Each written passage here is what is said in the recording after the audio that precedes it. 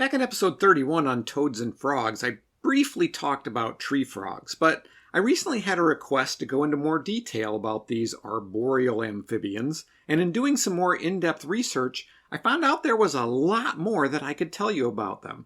So that's what we're going to talk about today, tree frogs. I'm your host, Tim the Nature Nerd O'Hara, and this is the Dispatches from the Forest podcast.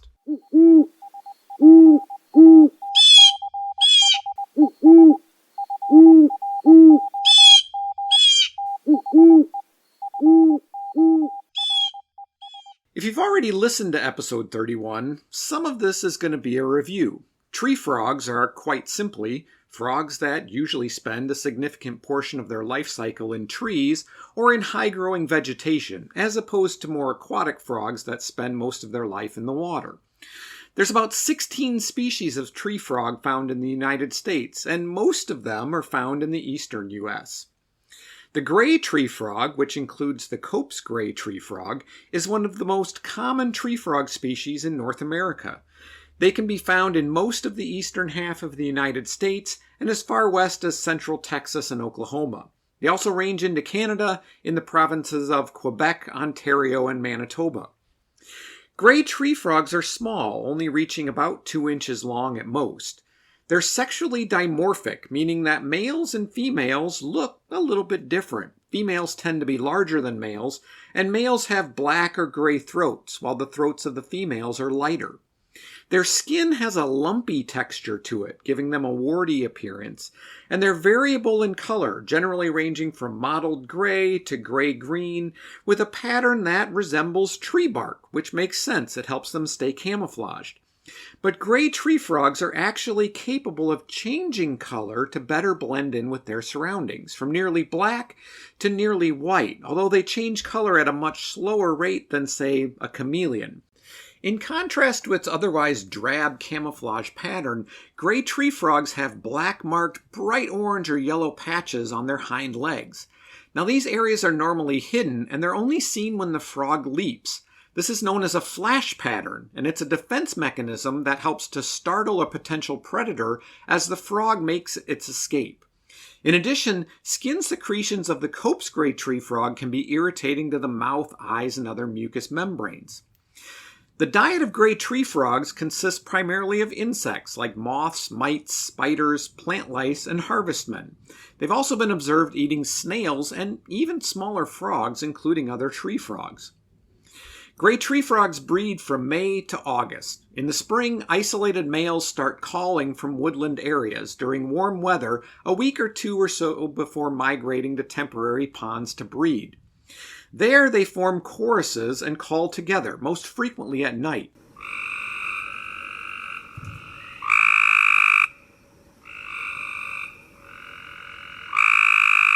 Now, the relative success of these males at attracting females depends on how well their advertisement call is able to lead females to their calling space.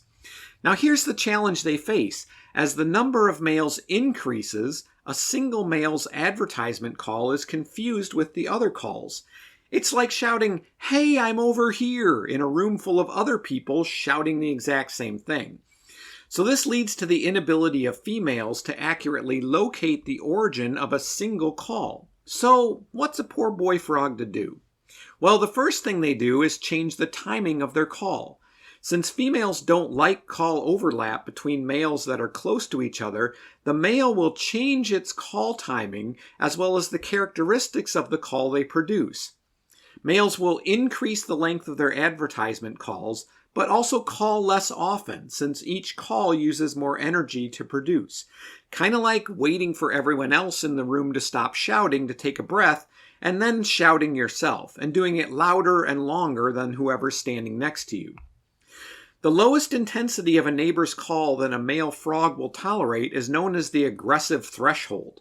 When this threshold is reached, the male will use a different call, known as an aggressive call, to signal his intolerance or to initiate conflict. Although conflict seems like almost too strong a word. They generally just exchange aggressive calls and only rarely do things get physical. And even then, come on, they're frogs. What are they really going to do to each other? It's basically a wrestling match.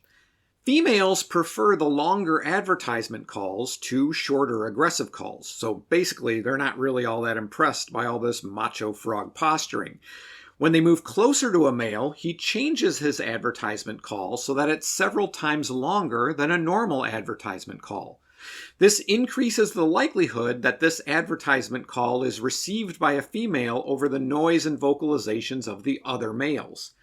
Females initiate mating by touching the male frog, which makes him vocalize one or two especially long calls, known as courting calls. Gray tree frogs prefer to mate and lay eggs in woodland ponds and vernal pools that lack fish, which makes sense. Fewer fish means fewer predators to potentially eat your eggs. They'll also use swamps and garden water features.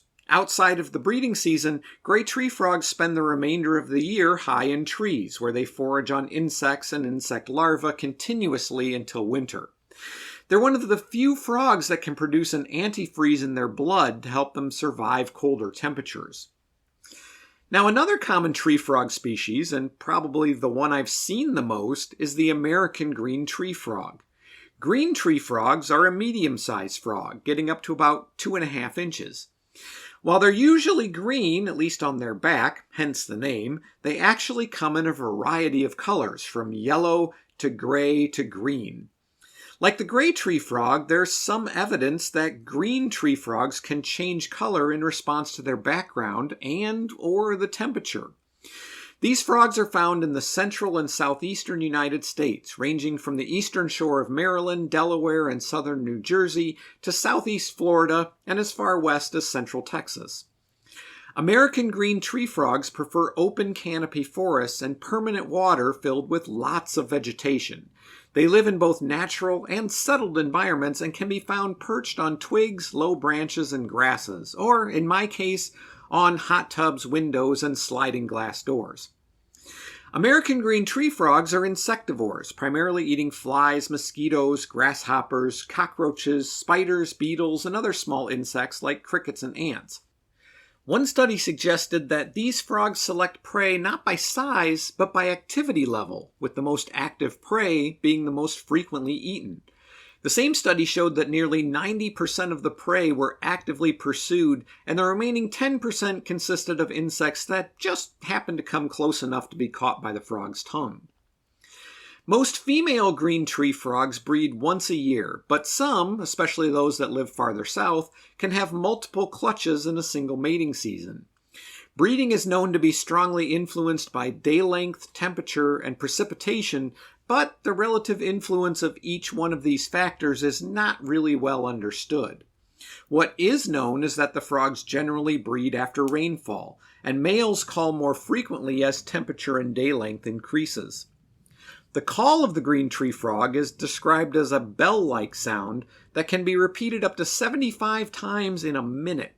Supposedly, this distinctive call has earned them the nicknames bell frog or cowbell frog, but I have to admit that I went through a lot of sound files for American green tree frog calls, and this was the most bell-like I could find.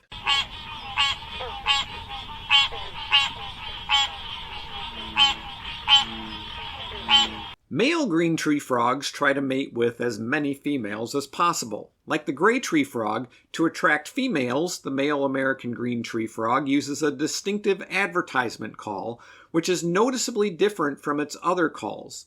Also, like gray tree frogs, the males will often form choruses, resulting in a cacophony of advertisement calls. However, unlike gray tree frogs, American green tree frogs are more likely to change the frequency, duration, and timing of their call to make it unique in a way that is both attractive and audible to the limited number of available females. Timing might even mean calling at a different time of the night. Some American green tree frogs don't make advertisement calls at all, but instead they remain silent. These are known as satellite males. Satellite males wait to intercept signals from nearby calling males and then mate with the approaching females in what's known as sexual parasitism. Hey, I'm told everybody lies on their online dating profile. Why should frogs be any different? Sexual parasitism is a way to conserve energy and avoid predators during mating. In order to help decide whether to engage in satellite non-calling behavior, male green tree frogs will eavesdrop on nearby competitors and adjust their mating response based on the qualities of the call signals. If given a choice, females prefer large males with lower frequency advertisement calls. Interestingly, in South Florida, the Cuban tree frog is an invasive species that has a similar call to the American green tree frog with respect to timing and pitch. A study found that the calls of Cuban tree frogs and American green tree frogs compete acoustically with each other due to their similarity, which limits the communication space. To compete with Cuban tree frogs, American green tree frogs have modified their calls to be shorter, louder, and more frequent so that potential mates would have a better chance of detecting their call. Green tree frogs attach their eggs to substrate like vegetation, and unlike other tree frog species, these egg masses are typically laid in permanent bodies of water rather than vernal pools, probably because permanent bodies of water tend to have more aquatic vegetation. American green tree frog tadpoles are preyed on by sunfish, bass, and dragonfly nymphs. To avoid predation, green tree frog tadpoles spend more time hiding in aquatic vegetation. Now there's a fungus out there known as BD, which is short for two very long words that most of us can't pronounce, and it causes a disease that ravages the skin of frogs, toads, and other amphibians, throwing off their balance of water and salt and eventually causing heart failure. BD has devastated amphibian populations around the world, and while the American green tree frog is prone to a few parasites, it is resistant to the BD fungus. Exact reasons why are unknown, but it's currently being researched. Now, back in episode 31, I talked about cricket frogs, but what I didn't know at the time was that cricket frogs are in fact members of the tree frog family. They can be found in northern Mexico, the United States, east of the Rocky Mountains, and up into southern Ontario, Canada. There's actually 3 different cricket frog species in the United States: northern, southern, and Blanchard's cricket frogs, which all look pretty similar except for their thigh patterns. Cricket frogs are one of North America's smallest vertebrates, ranging from 3/4 of an inch to about 1.5 inches long. Not really much bigger than a cricket, although their name comes more from the sound of their call. Color varies widely and can include grays, greens, and browns, often in an irregular blotching pattern, and with a stripe, sometimes bright green, running right down the back. Unlike most tree frogs, cricket frogs are diurnal. They're active mostly during the daytime. Now, even though they're members of the tree frog family, cricket frogs don't spend much time in the trees. They're more aquatic than other members of the tree frog family, and are generally associated with permanent bodies of water with surface vegetation, but they can be found in bogs and damp woodlands. This is an important aspect of their survival because, first of all, cricket frogs don't live very long to begin with, only about a year. And they're very sensitive to low oxygen levels and suffer high mortality rates when they're submerged in poorly oxygenated water. They're also extremely susceptible to pollutants. As a wise frog once said, "It ain't easy being green." Their primary diet is, as expected, small insects, including mosquitoes. Cricket frogs, in turn, are preyed on by a number of species, including birds, fish, and even other frogs. To escape predators, they're excellent swimmers, but more amazing, they can jump over 3 feet. Now, I know that doesn't sound like a lot, but let's put that in perspective. It can be nearly 60 times their body length. That's like a 6-foot-tall athlete jumping 360 feet, or 10 school bus lengths, from a standing start. And the current world record for standing long jump is just over 12 feet. It's also been found that temperature and hydration affect how far these frogs can jump. Being hydrated and warmer lets them jump higher and farther. Breeding generally occurs from May through July. The males call from vegetation with rapid, short sound similar to the call of crickets, which is how they got their name.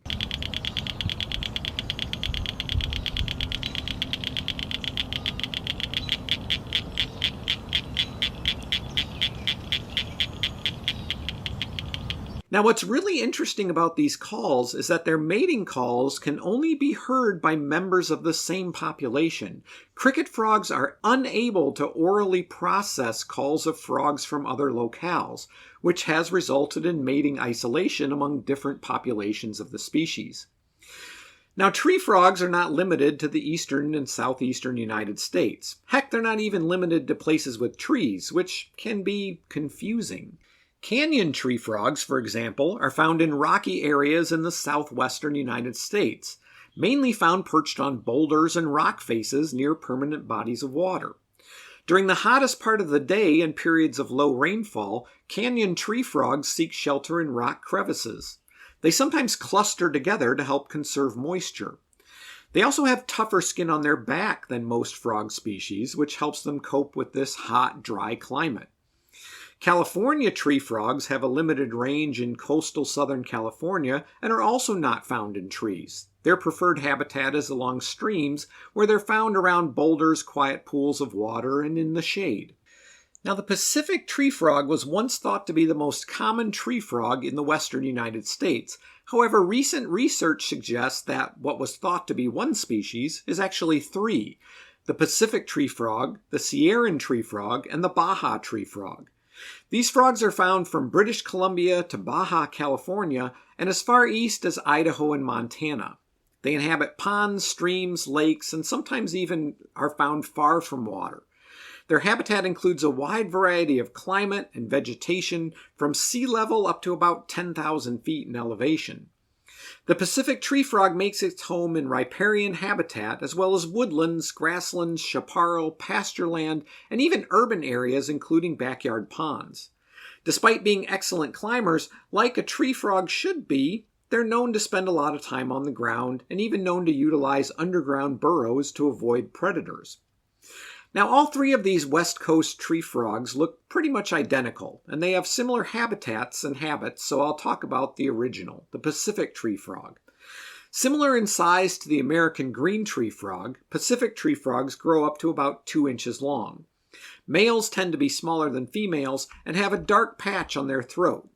The dark patch is actually the vocal sac, which stretches out when the male is calling.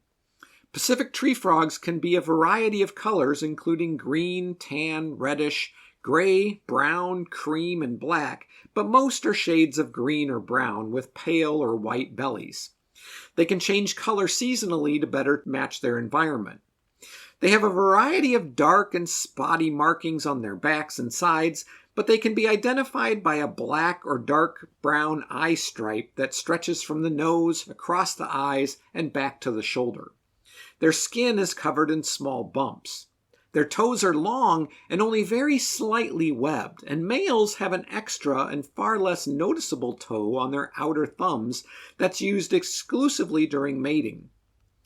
Pacific tree frogs begin mating in the early winter to early spring. Now, since these frogs are so widespread geographically, their breeding season is thought to be determined mostly by local conditions.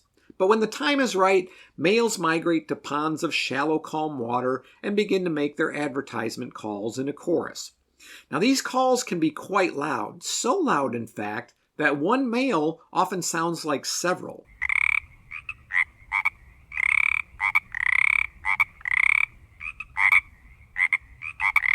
Once a female approaches, the male stops singing and attempts what's called amplexus. Now, I probably should have mentioned this sooner, but amplexus is how most frogs mate.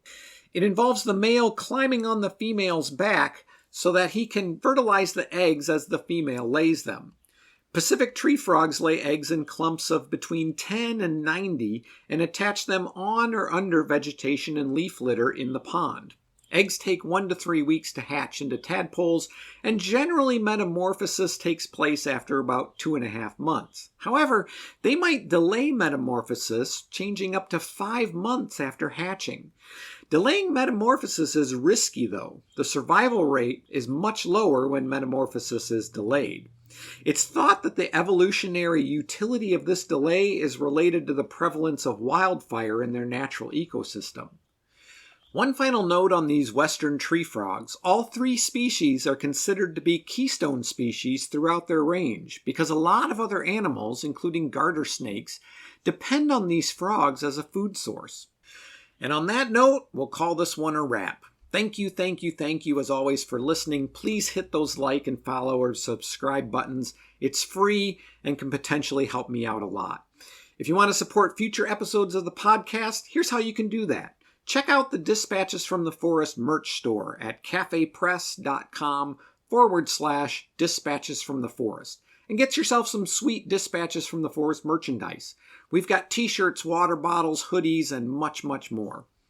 Check out our Patreon page and consider becoming a patron. You can do that at patreon.com/Dispatches from the Forest.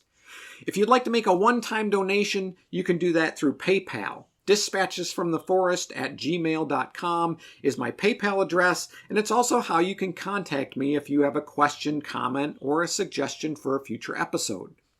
For additional content, follow Dispatches from the Forest on Instagram, Facebook, TikTok, and YouTube. Yes, it's true, I do have content up on the YouTube channel. It's part 1 of a trail tour of what's called the Mott's Run Reservoir Trail in Fredericksburg, Virginia. If you're not a mountain biker, don't be dissuaded from checking it out. It's meant to be suitable for any trail user or just if you want to feel like you're out there in the woods. Check it out. I'm your host, Tim the Nature Nerd O'Hara, reminding you to go outside and get dirty.